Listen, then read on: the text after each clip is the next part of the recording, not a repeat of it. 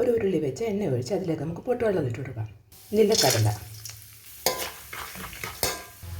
ഇതൊന്ന് മൂത്ത് വന്നപ്പോഴത്തേക്ക് നമുക്ക് ഡ്രൈ ഗ്രേപ്സ് ഇട്ട് കൊടുക്കാം. കോഴി എടുക്കാമേ. ഒരു പാത്രത്തിലിട്ട് ഗ്രാമ്പൂ ഏലക്ക ഇട്ട് കൊടുക്കാമേ. അതിലേക്ക് ഇഞ്ചി വെളുത്തുള്ളി പേസ്റ്റ് ഇട്ട് കൊടുക്കാം. വെളുത്തുള്ളി ഇഞ്ചിയുടെ മൂത്ത് വന്നപ്പോഴത്തേക്ക് നമുക്ക് അതിലേക്ക് സവോള ഇട്ട് കൊടുത്ത് കറിവേപ്പില ഇട്ട് കൊടുത്ത് നല്ലൊന്ന് വഴറ്റിയെടുക്കാം. ഈ കൂട്ടത്തിൽ നമുക്ക് പൊട്ടറ്റയും കൂടി ഇട്ട് കൊടുക്കാം. കുഞ്ഞു കുഞ്ഞരഞ്ഞ പൊട്ടറ്റയാണെങ്കിൽ നമുക്കൊന്ന് അടച്ച് വെച്ച് വേവിക്കാൻ തരണം. ഇച്ചിരി ഉപ്പും കൂടി ഇട്ട് കൊടുക്കാം. പകുതി വേഗമാകുമ്പോൾ നമുക്ക് 2 തക്കാളിക്ക് അരിഞ്ഞാലും ഇട്ട് കൊടുക്കാം.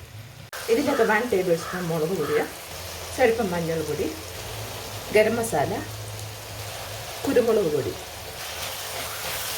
നല്ലപോലെ യോജിപ്പിച്ചിട്ട് ഒന്ന് അടച്ച് വെച്ച് വേവിച്ചെടുക്കണം. വെള്ളം ഒട്ടും ഒഴിക്കല്ലേ. നല്ലതുപോലെ വെന്ത് വന്നിട്ടുണ്ട്. ഇതിലേക്ക് വേവിച്ച് വെച്ചിരിക്കുന്ന റൈസ് ഇട്ട് കൊടുക്കാം. ഞാൻ ഗ്രാമ്പൂ പട്ട ഏലക്ക ഇതിലോട്ട് ഇട്ട് വേവിച്ചാണ് ഉപ്പും ഇട്ട് വേവിച്ച് എണ്ണ ഒഴിച്ച് വേവിച്ചാൽ. ഇതെല്ലാം ഒന്ന് മിക്സ് ആക്കാം. ഇതിലേക്ക് 2 ടേബിൾ സ്പൂൺ നെയ്യോട് ഒഴിച്ച് കൊടുക്കാം. വറുത്ത് വെച്ച കടലയും ഇട്ട് കൊടുക്കാം. മല്ലിയില. അങ്ങനെ ടേസ്റ്റിയായ പൊട്ടറ്റോ റൈസ് റെഡി ആയിട്ടുണ്ട്.